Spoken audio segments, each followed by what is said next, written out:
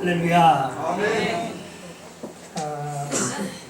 지난 시간에 저희는 안디옥 교회의 상황을 살펴봤습니다. 안디옥 교회는 하나님의 은혜와 능력 가운데 건전하게 잘 성장을 하고 있었습니다. 말씀이 깊어지면서 이 교회에서 비로소 그리스도인이라고 하는 일컬음이 생기게 되었고, 또 어려움 당한 예루살렘 교회를 돕기 위해서 부조도하는 말씀 그대로 살아가는 그런 아름다운 교회의 모습을 봤습니다. 근데 이제 교회가 부흥하고 성장하고 잘 되면 시기하는 자들이 있습니다. 영적으로 제일 싫어하는 것은 바로 이 사탄이 제일 싫어하지요. 하나님 나라의 확장은 반대로 자기의 권력의 몰락을 의미하는 것입니다. 마귀는 이 하나님 나라가 확장되는 것을 제일 싫어합니다. 그래서 오늘 더 이상 교회가 확장되지 못하도록 핍박하는 길을 택합니다. 그런데 그 당시에 이 이스라엘 나라를 다스리는 게 오늘 말씀에 보면 헤롯 왕이 등장하죠. 1절에 한번 1절 볼까요? 1절 시작. 그때 헤롯 왕이 손을 들어 교회 중에서 몇 사람을 해하라. 헤롯 왕이라고 나오는데 이 헤롯 왕은 성경에 여러 명의 헤롯 왕이 나타납니다. 헤롯 대왕이라고 우리 알고 있는 사람, 헤롯 안디바도 있고 헤롯 아그리빠도 있고, 여기서 나오는 왕은 헤롯 아그리빠 1세라는 사람인데요. 굉장히 이제 사악한 사람이죠. 로마 정권에 이렇게 빌붙어서 통치권을 얻어낸 그런 사람인데요. 이 헤롯 왕이 지금 교회를 탄압하는 그런 모습을 보입니다. 그동안에는 예루살렘 교회에 핍박이 있었습니다만 그것은 어찌 보면 유대인들에 의해서 핍박이 주어졌어요. 근데 이제는 그 도를 더 넘어서 이제는 정권에서 교회를 핍박하고 있는 모습으로 더 발전되고 심화됐음을 알 수 있습니다.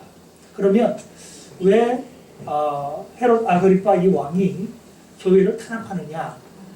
자기의 정치적인 기반을 얻어내기 위해서입니다. 인기를 얻어내기 위해서입니다.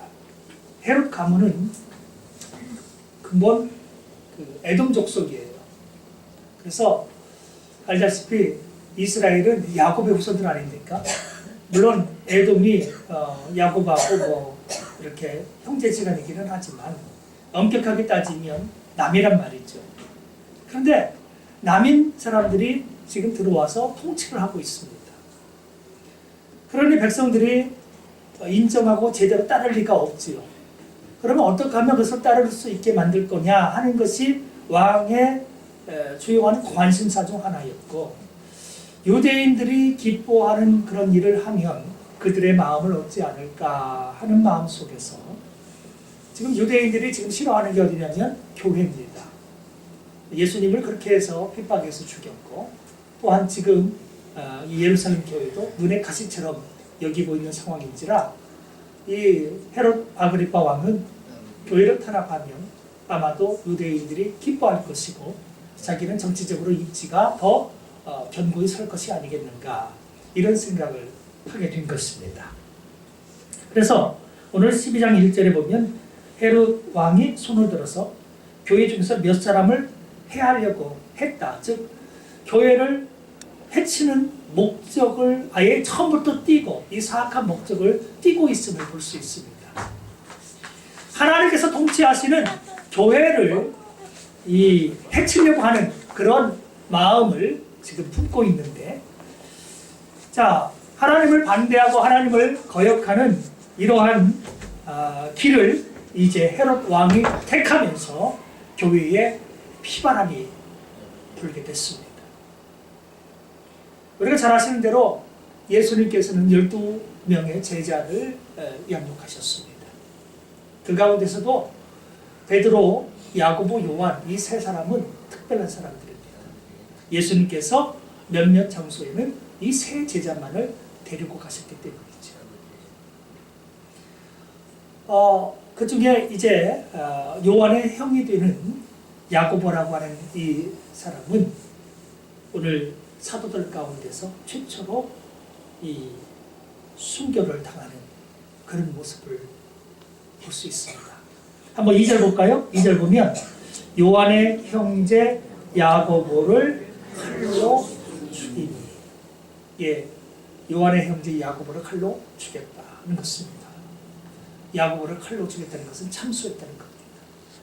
참 무서운 이런 핍박이 교회에 임하게 된 겁니다. 왜? 정치적인 야망 때문에. 유대인들의 마음을 사서 그가 통치를 오래 하려고 하는 그런 야망이 있었고, 또 마귀는 이런 그의 야망을 활용해서 교회가 확장되지 못하도록, 교회가 이제 이 파멸되도록 그렇게 의도했던 것이죠. 야고보를 칼로 죽였더니 3절 보세요. 유대인들이 이 일을 기뻐하는 것을 봤습니다. 누가요? 왕이요. 아, 내가 지금 잘하고 있는 거구나. 이렇게 하면 유대인들이 나를 더 참 이렇게 인정하겠구나. 이런 마음을 품고 내친 김에 야고보 죽인 것뿐만 아니라 여기서 멈추지 않고 이스라엘 유대인들 예루살렘 교회에 그야말로 제일 주 가운데 한 사람인 베드로까지도 잡는 데 성공을 해버립니다. 그야말로 엎친 데 뒤친 격으로 이제 설상가상 교회는 큰 혼란에 직면했습니다. 12명 사도 가운데서 한 사람은 이미 순교를 당해버렸고, 이제 베드로마저도 감옥에 갇혀서 내일을 기약할 수 없는 입장인 것입니다. 헤로드 왕은 자신의 야망 때문에, 정치적인 야망 때문에 기필코 베드로를 죽이고야 말 것입니다. 이 위기 가운데에서 교회가 할 수 있는 일은 무엇이었을까요? 무슨 일을 해야 할까요? 아무것도 할 수 있는 일이 사실 없었습니다. 온갖 정치적인 그러한 힘을 가지고 움직이고 있는 왕 앞에서 교회가 할 수 있는 일은 아무것도 없었어요. 오직 유일하게 할 수 있는 일, 그 일은 바로 5절에 나오는 이 일이었습니다. 자, 5절에 나오는 거 무슨 일을 하고 있는가 볼까요? 시작. 예, 베드로는 옥에 갇혔고 교회는 그를 위하여 간절히 하나님께 기도하더라. 왜 기도할 수밖에 없습니까? 4절 말씀 한번 볼까요? 4절 상황 한번 보지요. 시작. 잡음에 옥에 가두어 본인 내식인 내 폐에게 맡겨 지키고 6월절 후에 백성 앞에 끌어내고자 하더라. 자, 누구를 잡았느냐? 베드로를 잡았어요. 야고보 사도는 이미 죽였고 베드로 사도마저 잡아서 죽이려고 하고 있어요. 그래서 자신의 야망을 따라서 가장 효율적인 시간에 베드로를 죽이기 위하여. 그러면 언제가 효율적이느냐? 이스라엘 백성들이 제일 많이 모이는 이스라엘의 가장 큰 절기 무교절을 택해가지고 이때 사방팔방에서 유대인들 다 모이면 그 앞에서 베드로를 또다시 제거하려고 마귀가 그렇게 의도하고 있는 거예요. 예수님을 무교절에 그렇게 잡아서 그렇게 온갖 고난을 줬던 이 사례 그대로 베드로도 또다시 무교절에 잡혔다는 것입니다. 교회의 위기의 모습을 우리가 볼 수 있는 것입니다. 그런데 교회가 베드로를 어떻게 용케 이렇게 탈출시킬 수 있느냐? 불가능합니다. 오늘 말씀 보시면 4절에 군인 내식인 내 패에 맡겨 지켰다 되어 있습니다. 4인이 한 팀이에요. 한 팀인 이 4인 한 팀인 저 팀이 4개가 있습니다. 그러니까 4, 4, 16 16명이 이 4명이 한 조가 되는 이 팀이 계속해서 하루 내내 이 4번씩 돌아가면서 지킵니다. 저 멀리서 잠궈놓고 멀리서 지키는 것도 아니고 오늘 이 헤로드 왕이 베드로를 아주 중요한 인물로 여겼기 때문에 그를 오늘 그 지키게 하는데 6절 말씀에 이런 게 나오거든요. 헤롯이 잡아내려고 하는 그 전날 밤에 베드로가 두 군인 틈에서 두 쇠사슬에 매여 누워 잔다.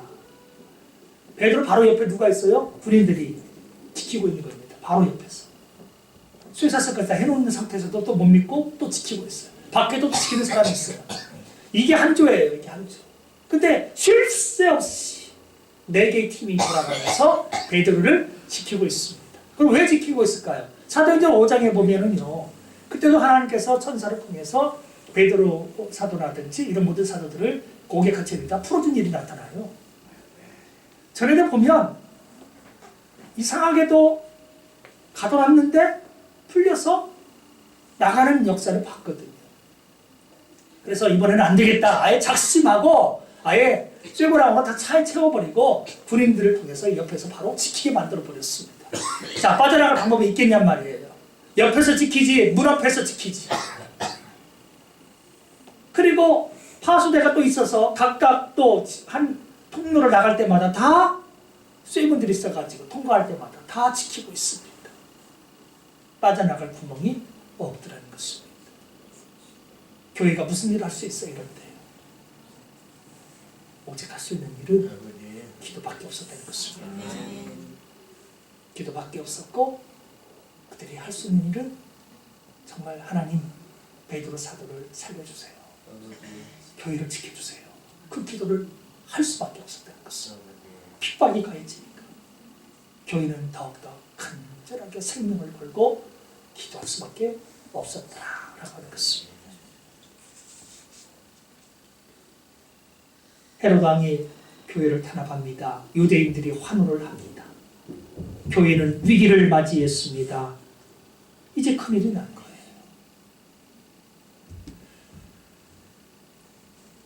그런데 지금부터 놀라운 반전이 일어납니다. 헤롯 왕이 그렇게 교회를 탄압하고 마귀가 그렇게 교회를 없이 하려고 노력을 하는데 하나님께서는 교회의 기도를 들으셨다는 것입니다. 교회가 하는 그 기도 소리를 하나님께서 들으셨을 때 무슨 일이 일어나는가를 주목해서 보십시오. 아까도 말씀드렸습니다만 5절에 보니까 교회는 그를 위하여 즉 베드로를 위하여 간절히 하나님께 기도하더라. 그렇죠? 다른 때도 열심히 기도했겠지만 생명이 달려있는 이 시간 그들은 간절해지지 말래 해도 더 간절히 기도할 수밖에 없었어. 교회 위기였거든. 오늘 이 베드로마저도 없어지게 된다면 교회는 어찌 될지 장담할 수 없는 상황입니다. 간절히 온 교회가 마음을 같이하여서 기도하고 또 기도했습니다. 그런데 이 기도를 하나님께서 들으시고 헤롯이 잡아 죽이려고 하는 바로 그 직전 전날 밤에 역사가 일어나기 시작했어요. 자, 6절 다시 보세요. 헤롯이 잡아내려고 하는 그 전날 밤에, 그죠? 헤롯이 베드로를 처형하려고 하는 그 전날 밤에, 내일이면 죽는 날이에요. 근데 오늘 밤에 베드로가 두 구림 틈에서 그렇게 묶여서 거기서 지금 자고 있는 상황인데요. 다들 지키고 있는 거예요. 온몸이 다 지키고 있어요. 근데 놀라운 일은요, 이거예요, 또. 내일이면 처형되는 베드로입니다. 근데 오늘 어떻게 잠을 잘 수 있을까 싶습니다.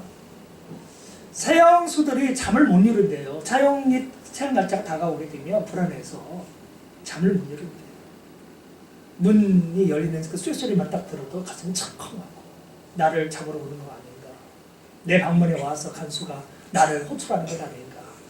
이 불안해서 잠을 잘 수가 없다고 그러는데 오늘 베드로는요. 내일이 죽는 날인데 사형수들이 그런 거 직감하거든요. 또 분위기도 그렇고.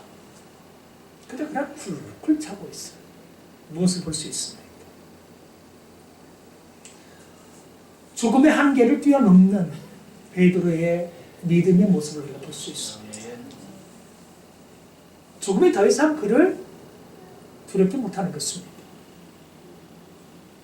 죽음의 한계를 그는 봤습니다. 누구를 통해서 봤지요? 예수님을 통해서 봤습니다. 모든 사람은 다 죽고 죽으면 끝나는 줄 알았어요. 예수님도 똑같은 줄 알았어요. 그런데 예수님께서 분명히 십자가에 매달려서 죽으셨는데 사흘 만에 살아나셔서 자신들의 눈앞에 나타나셨습니다. 살아나신 주님을 봤고 죽음이 끝이 아니구나, 죽음은 극복될 수 있는 거구나, 이 사실을 베드로는 알고 있습니다. 그래서 복음을 위해서 살다가 예수님처럼 갈 수 있다면 이 또한 영광이 아니겠는가 베드로는 생각을 했습니다. 물론 야고보 사도가 칼로 참수를 당하고 그렇게 순교를 당했지만 사도로서 참으로 복음을 위해서 영광스러운 죽음을 그는 얻었고, 어쩌면 베드로도 이때 자신이 순교를 각오하고 있었는 것 같습니다. 두려웠다면 잠을 못 이뤘을 것인데 그는 태연히 잠들어 있습니다. 그것도 아주 훌훌 깊이 잠들어 있다는 말이죠. 죽음의 두려움이 그를 더 이상 주관하지 못하고 있는 것을 볼 수 있다는 것입니다. 주님 안에 있었더니 얼마나 평안하겠어요. 나 죽어도 주님 나라 갈 수 있다는 확신이 있다 보니까 어떠한 두려움도 그에게는 없었다는 것입니다.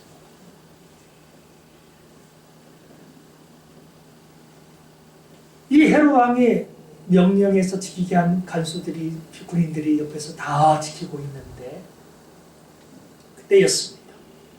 이 자고 있는 베드로 앞에 문득 주의 사자가 나타났습니다. 주의 사자가 8절에 보면 천사라고 분명히 기록되어 있습니다. 8절에는 천사라고 이름이 나와요. 7절에는 호련히 주의 사자가 나타났다 그랬습니다. 자, 어쨌든 주의 천사가 갑자기 이 깊고 깊은 그 옥에 나타났습니다. 아무리 밖에 뭐 사람들이 부인이 지키고 뭐 해도요, 천사의 나타남을 사람들이 막을 수 있어요, 없어요? 없어요. 아무리 헤롯 왕이 베드로를 잡아서 내일 죽이려고 할지라도 그의 모든 야망과 그의 모든 꿈을 하나님은 철저하게 어떻게 해요? 파멸해버리는 겁니다. 인간이 아무리 지키려고 해도요, 지킬 수 없는 거예요. 시간은 하나님의 것이고 환경도 하나님의 것인 것입니다. 교회 기도를 들으신 하나님께서는 베드로를 구출하려고 마음먹으셨고 이 깊은 감옥 안에 천사를 보냈습니다. 천사가 오는데 막을 게 아무것도 없는 거예요. 아무도 못 막아요, 그를. 천사가 갑자기 베드로 앞에 나타났습니다. 그런데 베드로는 잠자고 있어요, 지금. 천사가 나타났을 때 이 옥에는 광채가 비쳤습니다. 찬란한 광채가 비치고 있어요. 이때 베드로의 7절 보면 옆구리를 쳐서 깨웁니다. 천사가 나타났는데 베드로가 알아요, 몰라요? 몰라요. 쿨쿨 자고 있어요. 얘가 하도 깊이 잠들어 있으니까 옆구리를 푹 찔러서 그를 깨워야만 했었습니다. 급히 일어나라, 천사의 음성이 들렸습니다. 근데 놀라운 일은 이제까지 그의 손을 묶고 있었던 쇠사슬이 그 순간 저절로 풀리고 말았습니다. 인간의 육신으로 채우는 모든 쇠고랑이요, 하나님의 능력 앞에서 아무것도 아니에요. 아멘. 우리를 얼굴 수 있는 게 아무것도 없는 거예요. 다 그냥 벗어지는 거예요. 교회의 기도를 들으시고 하나님께서 천사를 보내서 베드로의 묶고 있는 쇠사슬을 다 벗어지게 만드셨습니다. 아멘. 하나님의 역사하시면 우리 삶을 얽어맨 모든 것들이 다 벗어지고 풀어진 역사가 나타날 수 있다는 것입니다. 베드로를 깨운 천사가 말합니다. 8절 보면 띠를 띠고 신을 신으라. 베드로가 이제 그 말 그대로 따라 했습니다. 그때 또 이번에는 또 이르기를 겉옷을 입고 따라와라. 하나하나 베드로를 지시했습니다. 베드로는 그 말씀 그대로 따랐습니다.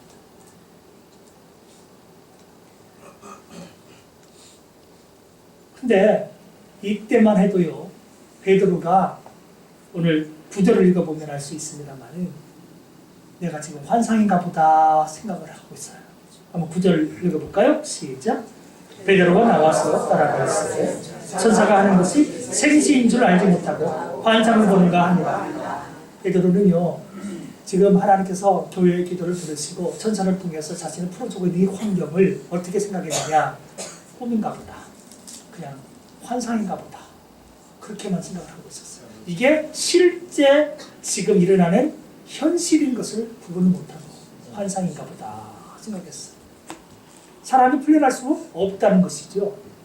자기가 풀려날 수 있다고는 잠들기 전만 해도 전혀 몰랐습니다. 아예 죽기 각오하고 그냥 편안하게 그냥 주님 빨리 만날 날만 기다리고 그렇게 하고 있는데 갑자기 다 모든 것이 풀어지고 갑자기 앞에 천사가 나타났단 말이죠. 이거 환상 아니야? 생각했는데 일단은 그냥 엉겁결에 옷 입으라고 해서 다 입고 지금 따라 나서고 있는 거예요. 환상인 줄 알았어요. 이 천사를 따라서 그가 이제 감옥을 탈출하는 과정이 10절에 써 있습니다. 자, 10절 볼까요? 이에 첫째와 둘째 파수를 지나 시내를 통한 쇠문에 이르니 문이 저절로 열리는지라.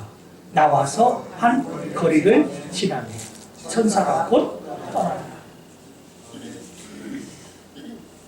이 감옥 안에 첫 번째와 두 번째 지키는 데가 있는데 거기를 지나갑니다. 천사를 따라서 지나가는데 아무도 뭐 제지하는 사람도 없고 아무도 자신을 못 봐요. 그냥 통과합니다. 마치 처음부터 아무도 없었던 것처럼 파수하는 사람이 아예 없는 것처럼 지키는 사람이 없는 것처럼 그냥 통과합니다. 또 쇠문이 있는데 쇠문도 저절로 문이 열려져요. 군인이 막을 수 있나요? 쇠고랑이 막을 수 있나요? 파수하는 그 장소가 막을 수 있나요? 쇠문도 다 저절로 열려요. 다 열려가지고 한 거리로 나와서 거리를 지났을 때 갑자기 천사가 그대로 사라지고 말았습니다. 그때야 베드로가 정신 진짜 차립니다. 11절 한번 볼까요? 11절. 자, 시작.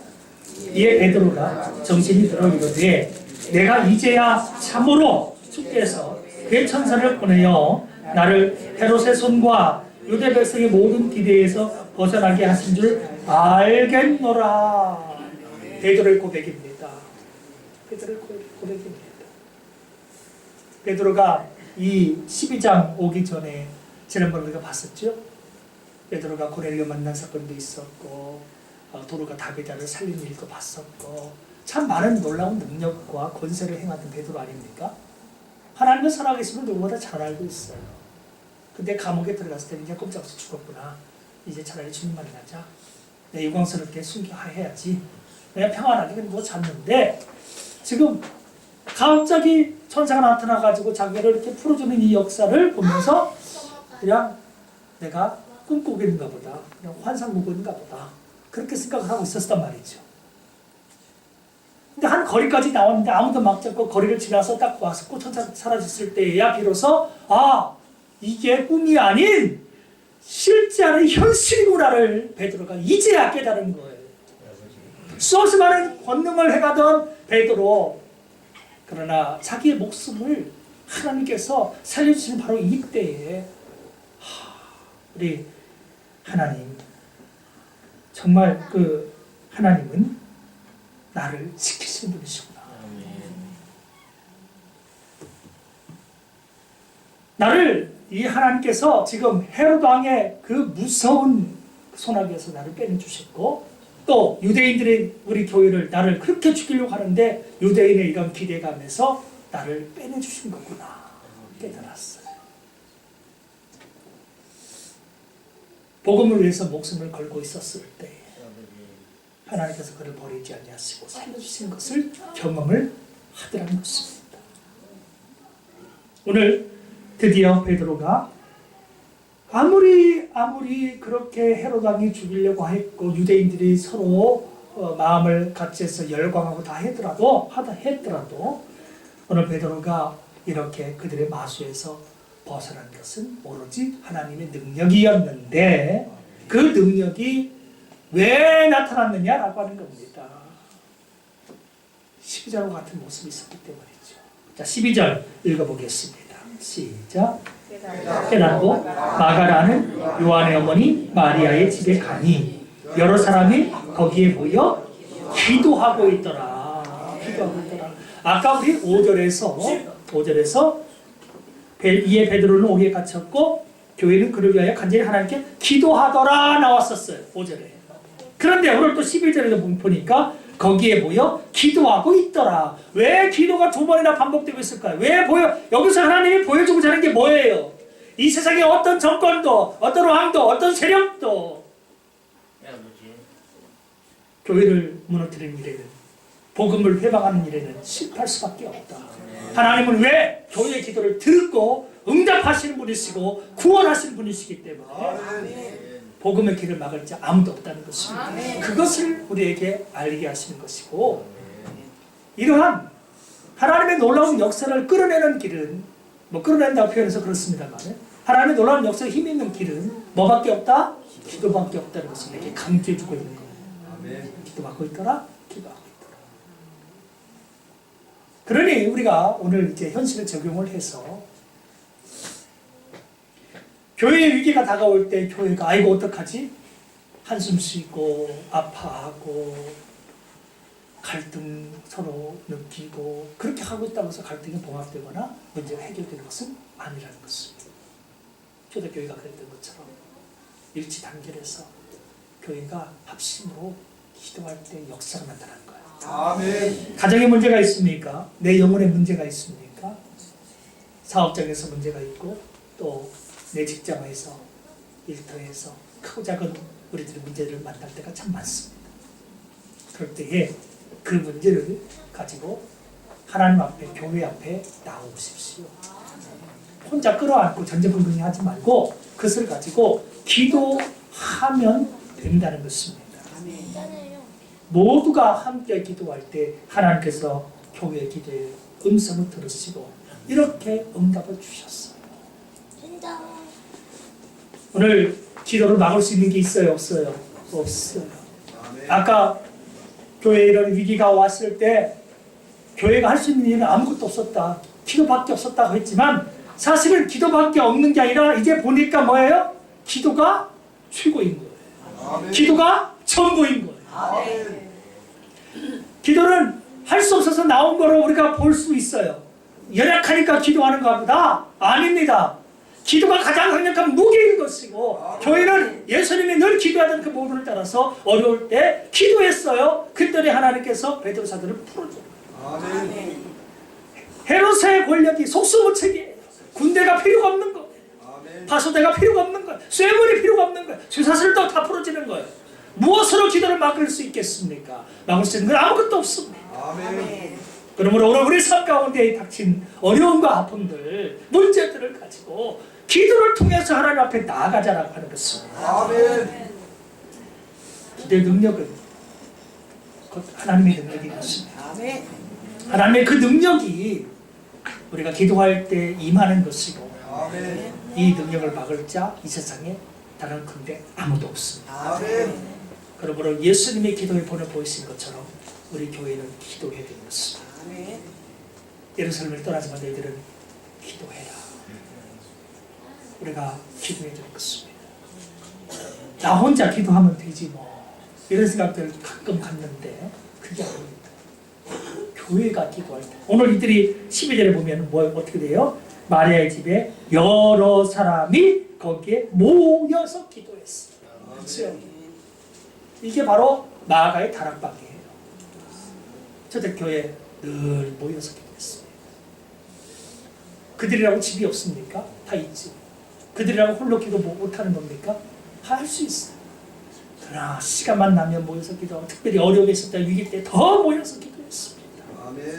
그러므로 오늘 우리 교회도 모든 환경 가운데서 항상 모여서 기도하기를 힘쓸 때 올 2018년도 한 해 동안 하나님께서 놀라운 역사를 이루어주실 것이고 기도의 능력을 막을 수 없을 것입니다.